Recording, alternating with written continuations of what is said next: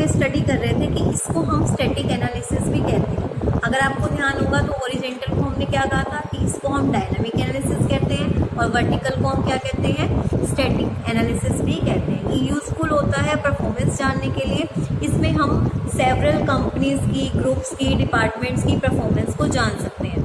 Vertical analysis is not very useful for proper analysis of the company financial position, because ये depend करती है single period पे। ठीक है, वर्टिकल एनालिसिस से हम फाइनेंशियल पोजीशन जो होती है वो नहीं जान सकते हैं क्योंकि ये डायनामिक प्रोसेस है। In comparison to vertical analysis जो हॉरिजॉन्टल एनालिसिस है वो ज़्यादा यूजफुल होती है। क्यों? अब यहाँ से आपसे पूछा जा सकता है कि हॉरिजॉन्टल या वर्टिकल, यहाँ से आपसे ये क्वेश्चन पूछा जा सकता है कि मोर यूजफुल कौन है और क्यों है। तो हॉरिजॉन्टल एनालिसिस मोर यूजफुल है आपके लिए। क्यों? क्योंकि ये आपको क्लियरली जो ट्रेंड्स हैं, करंट चेंजेस हैं वो बताते रहते हैं। हॉरिजॉन्टल प्रेजेंटेशन जो होती है वो हमारी फॉर ए सीरीज पीरियड होती है, मोर सिग्निफिकेंट होती है। ठीक है, and then those a single period. Vertical में हम सिर्फ एक सिंगल पीरियड के लिए दिखाते हैं and that accounts for the one period but an installment of what is essentially is a continuous history। फिर आपको नीचे देखिए क्या दिया हुआ है, ऑब्जेक्टिव्स दिए हुए हैं, ऑब्जेक्टिव्स ऑफ फाइनेंशियल एनालिसिस। तो सबसे पहले इन्होंने क्या कहा है कि financial analysis, the purpose of financial analysis depend करता है need of the person who is analysing the statement to measure the earning capacity of profitability. Financial analysis किया क्यों जाता है?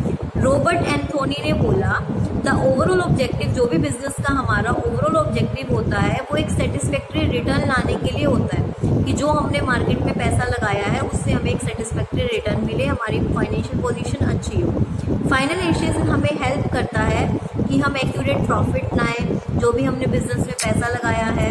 It is also disclose by the analysis of financial statement. आप ये भी जान सकते हो whether these profits are increasing और डिक्रीजिंग, कि टाइम के साथ साथ ये प्रॉफिट बढ़ता जा रहा है या कम होता जा रहा है। Financial statement of a free years are taken into account to compute the change in the profit over the years. ये हमें हेल्प करते हैं हमारी प्रॉफिटेबिलिटी और अर्निंग कैपेसिटी को जानने में। नेक्स्ट है to measure the solvency. Solvency का मतलब कि जो हमारे डेब्ट्स हैं क्या हम उनको पे करने की कंडीशन में है या नहीं है, जो भी हमने बाहर से पैसा लिया हुआ है। It can be ascertained from the financial analysis whether the business is in a position, क्या बिजनेस अपने शॉर्ट टर्म और लॉन्ग टर्म लायबिलिटी को पे करने के लिए रेडी है। तो ये आप कैसे जान सकते हो? जो आप रेशोज वाला चैप्टर करेंगे उसमें आप लिक्विडिटी रेशो, डेब्ट इक्विटी रेशो ये सब निकालेंगे, तो उस रेशो से आपको पता चल जाएगा कि क्या आप अपना डेब्ट को पे करने की सिचुएशन में हो या फिर नहीं हो। नेक्स्ट आपका है to measure the financial strength. The purpose of financial analysis is to assess the financial potential of the business। जो हमारे पर्पस होता है फाइनेंशियल एनालिसिस करने का, वो फाइनेंशियल पोटेंशियल भी हमें जानना होता है कि हमारी फाइनेंशियल स्ट्रेंथ कितनी है। दैट मीन्स कितना पैसा हमने मशीनरी, इक्विपमेंट, रिसोर्सेज में लगाया हुआ है, क्या बिजनेस के पास इतने रिसोर्स हैं कि कोई चीज़ें परचेज कर सकता है, हमारी मार्केट में रेपुटेशन क्या है, कितना हम बाहर से ले सकते हैं। फाइनेंशियल स्ट्रेंथ का मतलब होता है कि आप अपना देखिए कि आप इंटरनली कितना लगा सकते हो इन्वेस्टमेंट, एक्सटर्नल कितना ले सकते हो। फिर है to make comparative study with other firms. हम क्या कर सकते हैं? फाइनेंशियल एनालिसिस के थ्रू हम कंपैरिजन कर सकते हैं अपनी प्रॉफिटेबिलिटी का। मानो सेम ट्रेड में अगर कोई हमारे साथ है, मानो आपका भी कपड़ों का व्यापार है और दूसरे बिजनेस का भी कपड़ों का व्यापार है, तो आप दोनों अपने प्रॉफिट को कंपेयर कर सकते हो।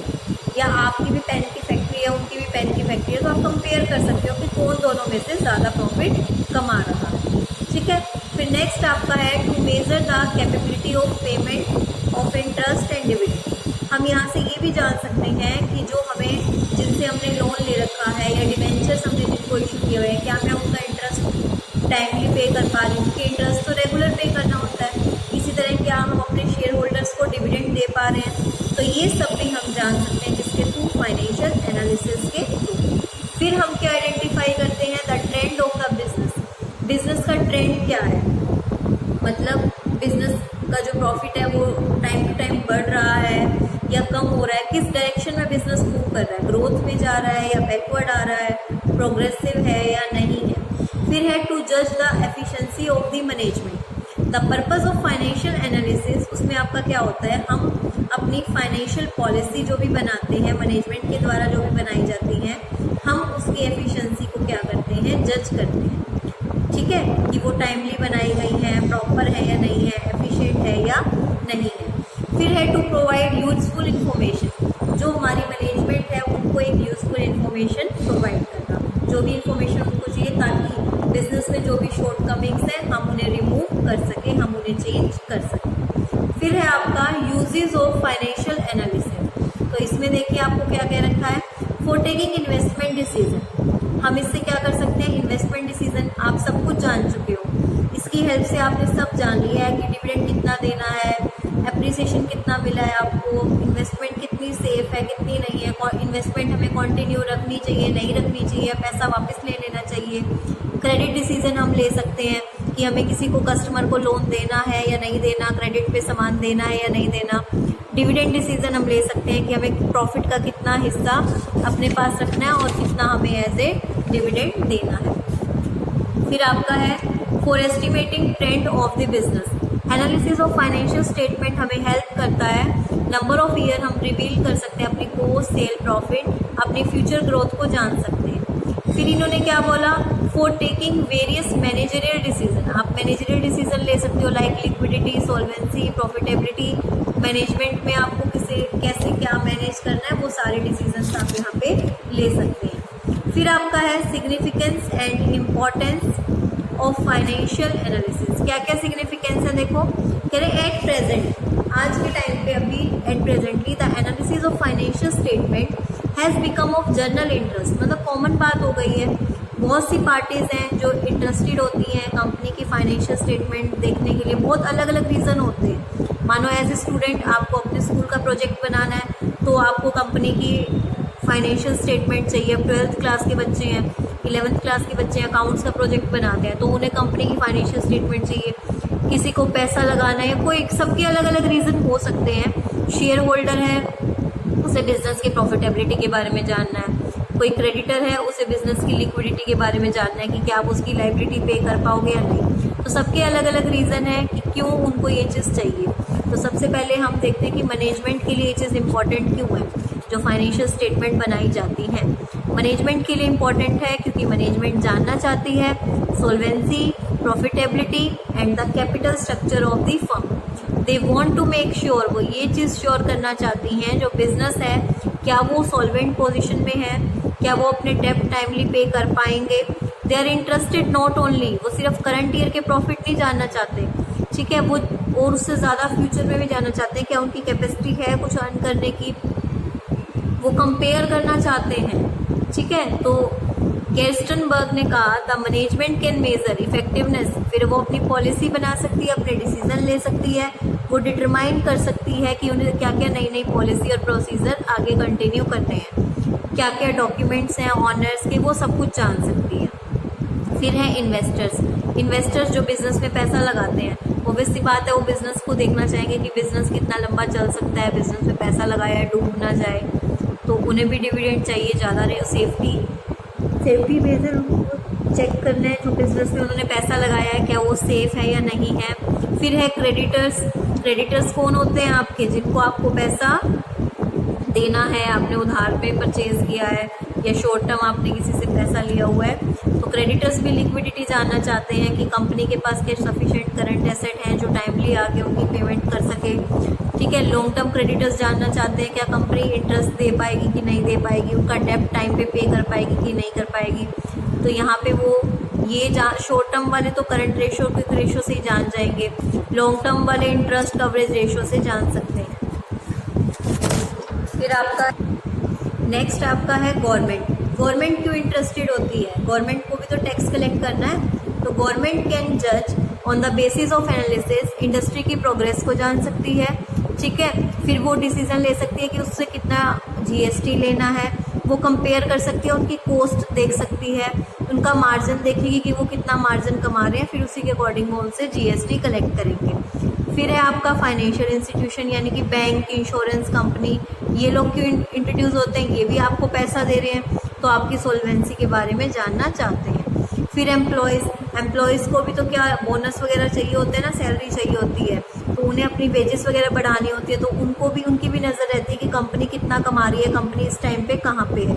ठीक है। फिर है significance for stock exchange authority. They analyse the financial statement of a company to determine the price earning ratio and earning per share। वो जानना चाहते हैं कि पर शेयर, स्टॉक मार्केट में हम शेयर्स वगैरह इन्वेस्ट करते हैं, तो आपके शेयर होल्डर जानना चाहते हैं कि आप शेयर्स पे कितना पैसा कैसे कमा रहे हैं, फिर आपके शेयर्स पे उन्हें कितना प्रॉफिट हो सकता है। फिर आपका क्या है, टैक्सेशन अथॉरिटी, वही टैक्स पर्पस आ गया, सेम ही है। रिसर्चर्स, जैसे मैंने कहा था कि कोई प्रोजेक्ट आपको करना है तो कंपनी के बारे में आपको जानना है, अदर पार्टीज में कोई भी हो सकता है आपका।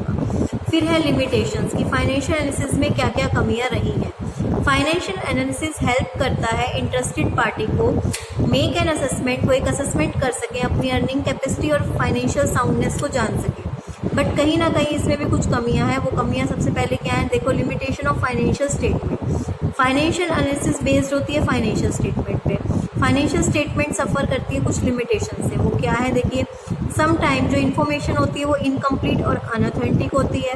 जो इन्फॉर्मेशन फाइनेंशियल स्टेटमेंट है वो कंसेप्ट और कन्वेंशन पे बेस्ड है। एज सच जो यूटिलिटी है वो डिक्रीज होती जाती है क्योंकि हमारी फाइनेंशियल स्टेटमेंट में क्या है, कमी है। उसके बाद आपका नेक्स्ट पॉइंट क्या है, affected by window dressing. Window dressing का मतलब होता है हेरा फेरी।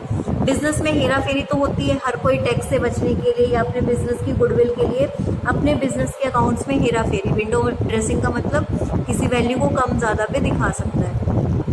तो कह रहे हैं कुछ ऐसी चीज़ें होती हैं, हम कवर अप करते हैं अपनी फाइनेंशियल पोजीशन को, हम कोई परचेज रिकॉर्ड नहीं करते हैं या क्लोजिंग स्टॉक को ज़्यादा दिखा दिया, मिसलीडिंग रिजल्ट दे सकते हैं। फिर है do not reflect changes in the price level.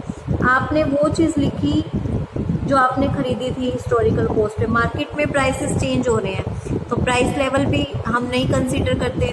Different accounting policy है, हर फर्म अलग अलग अकाउंटिंग पॉलिसी अपनाती है। कोई डेप्रिसिएशन ओरिजिनल कॉस्ट पे निकालता है, कोई रिटर्न डाउन वैल्यू पे निकालता है, अलग अलग पॉलिसी अपनाई जाती है। फिर है पर्सनल बायसनेस भी कहीं ना कहीं इफेक्ट करती है। जो भी आप कंक्लूजन निकाल रहे हो या शेयर होल्डर फंड है, किस चीज़ को किसके अंडर लेके जाना है, कुछ चीज़ें पर्सनल बायसनेस होने के कारण भी फाइनेंशियल स्टेटमेंट आपकी करेक्ट नहीं होती। फिर है फोरकास्टिंग करने में, इट इज़ नॉट ईजी कि आप पॉलिसी बना सके, प्रीवियस रिजल्ट को देख के फोरकास्ट कर सके, वो यूज़फुल नहीं होता। आप चेंजेस को नहीं जानते, मार्केट में क्या डिमांड हो रहा है, आप सिर्फ हिस्टोरिकल फैक्ट्स के पीछे चल रहे हैं। क्वालिटेटिव एनालिसिस को हम नहीं लेते, हम सिर्फ क्वांटिटेटिव नंबर्स को ही लेते हैं। अब कोई एबल एम्प्लॉय छोड़ के चला जाता है, स्ट्राइक हो जाती है, जो हमारे को लॉस हो रहा है, वो चीज़ें हम इसमें कंसीडर नहीं कर सकते। Limited use of single year financial statement का कोई ज़्यादा यूज़ नहीं है, जो यहाँ से रिजल्ट हमें निकलता है। फिर आपका इसमें देखिए वेरी शॉर्ट क्वेश्चन है, इस चैप्टर में आपका 1 मार्क्स का ही आते हैं, तो प्लीज़ मैं आपसे रिक्वेस्ट करूँगी कि इसके वेरी शॉर्ट क्वेश्चन तो आप किसी भी हालत में ना छोड़ें।